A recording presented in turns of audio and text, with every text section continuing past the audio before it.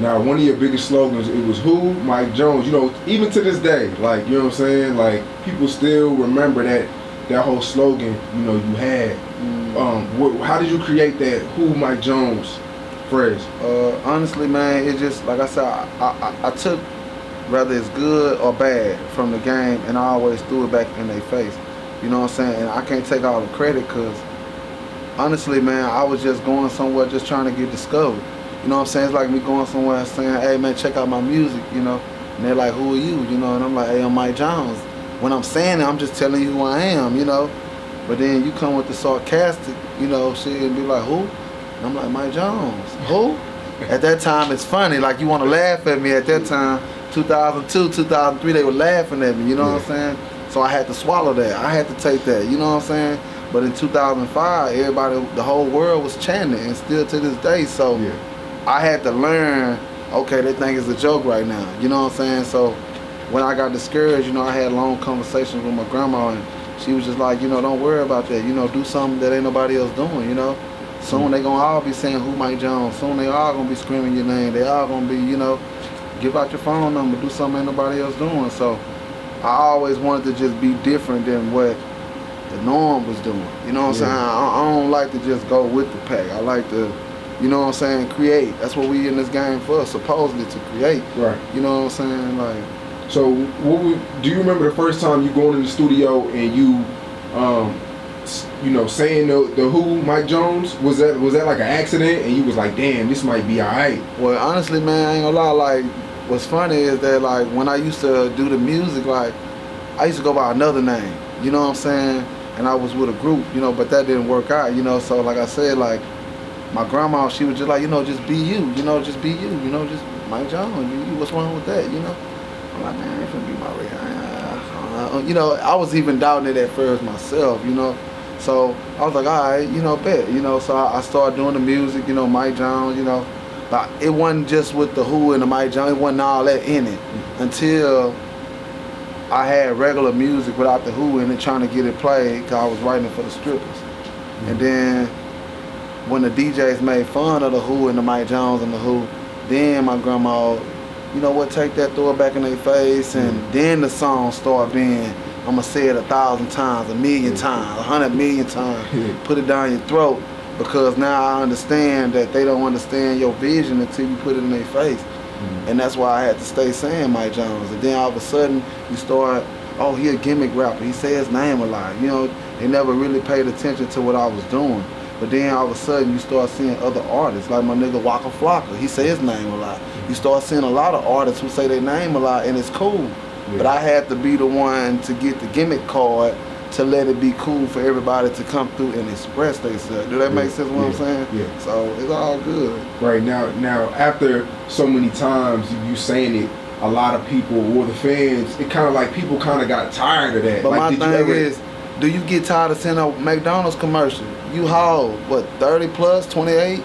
They've been showing them commercials every day for the rest of our lives. You don't get tired of seeing a McDonald's commercial. Right. You don't say, man, I'm tired of seeing that commercial, but I ain't even finna drive through the drive-through, but I'm just tired of seeing that big bad commercial.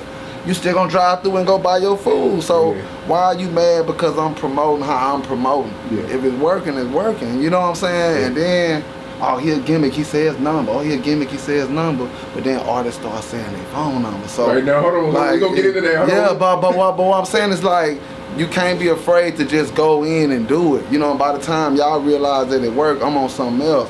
So I can't just sit and wait until they say it's cool to do it. That makes sense what I'm saying. It makes a lot of sense. Now, the phone number, I mean, it's still a joke on Twitter to this day. Like, a dude will go in a girl's DMs trying to get a number, and she give them your number. You know what I'm saying? Like, still to this day, like, that shit's still relevant.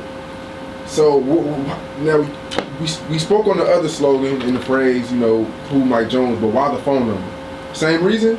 The number honestly was really, man, it's almost like a business card. It's like when you do business, you're doing videos, like, hey, y'all want to do some business?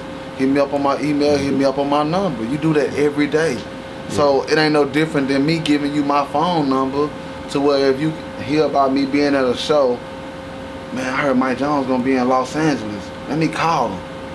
Hey, Mike Jones, you know, nah, I ain't gonna be in Los Angeles, man. I got a show in Detroit. appreciate that. I say that them artists or them fans from spending money to a fake show. You see what I'm saying? It ain't just, oh, I'm just trying to be a gimmick saying, call me. A lot of people was booking fake Mike Jones in the beginning, so I came up with the number to stop the promoters from booking fake shows and to help the fans who was spending top dollar to see me perform. You know what I'm saying? Now I can call Mike Jones and see if he gonna be in California, if he gonna be in LA, if he gonna be, okay, yeah, he is gonna be there. Okay, nah, man, he said he ain't gonna even be there, so I ain't, hey, call that station for me and let them know that they, and it was love from the community of the fans who was really a part of it. Right. I mean, me as a fan, I mean, I was probably around like 13, 14 when you was in your prime, and I called that number a few times. You didn't pick up, like, you know what I'm saying? So, what was you like, was you really answering the phone? Like, how many times was your phone ringing? Man, honestly, was in your prime? I say, in my prime, I say it was like 30, 40,000 calls a day. A day, but you gotta understand, like, I got YouTube video on YouTube that I can show you where it's showing me answer the phone for fans, and I'm asking them, what number did you just call? And they said the whole 281-330-8004. But you gotta understand, it's just like a radio station. How many people try to call a radio station? Can everybody get in? Man, I called a radio station, man, they'll never pick up. But you got somebody that got through. You got some that, you know, I gave the number out to the world, and the world was calling me at the same time. You know, I can't answer. Hold on, y'all. So was there random times where you would pick up the phone and just see who it was? I mean, if like right now, if somebody calling me and I'm doing an interview with you, I can't stop the interview to answer the phone, and it's ringing 30 times. Like, like if you at the crib chilling one night. And see, but I always, if I'm chilling, I always answered the phone. That was the beauty of it. That's why I YouTubed it and showed it. But if I'm doing an interview, I have the phone and show you, like, look at that.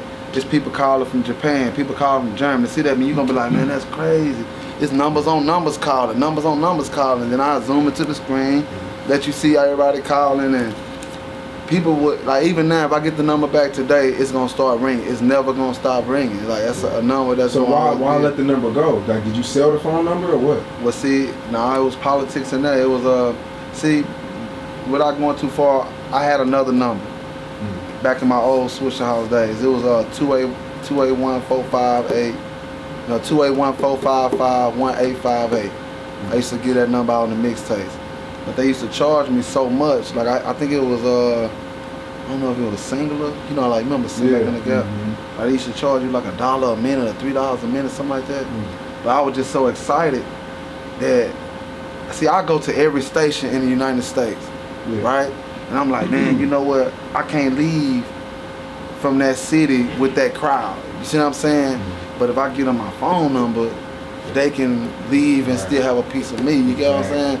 So what happened was, I go to LA, I go to New York, I go to different places, and I'm on the station with Flex. I'm on the station with this, and this. And then all of a sudden, hey man, before I go, man, y'all holler at me, 281 boom boom boom. And then all of they people was calling my number.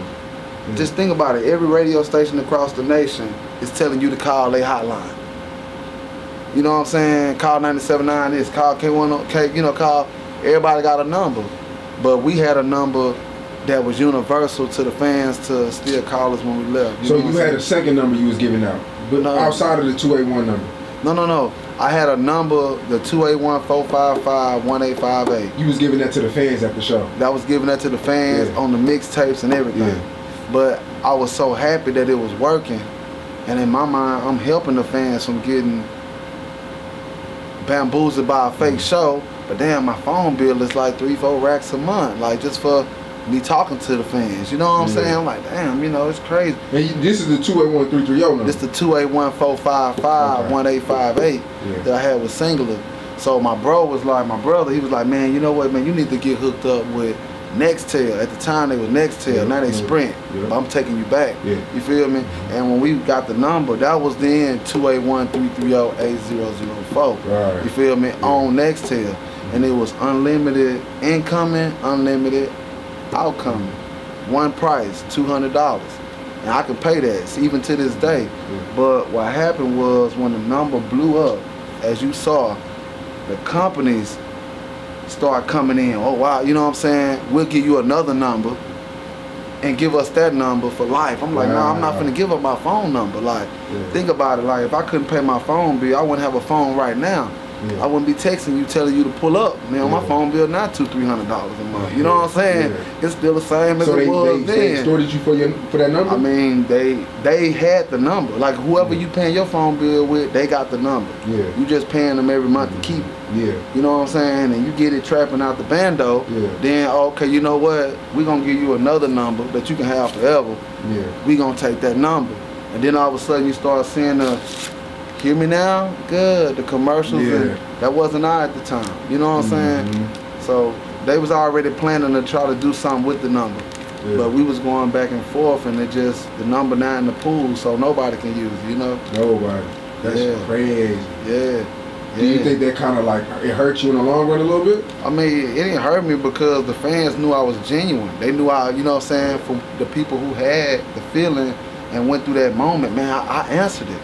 Man, I called and he didn't pick up, or man, I called and he did answer. So it was a real moment that I left to show people that it was really genuine. Politics took it away, but that's crazy. I didn't take it away, you know what I'm saying? Now we got the website, the 281-330-8004.com, you know what I'm saying? So we setting up everything through the site too, to where you can still be able to call and set everything all up. So it's coming together, man. It's coming together, man.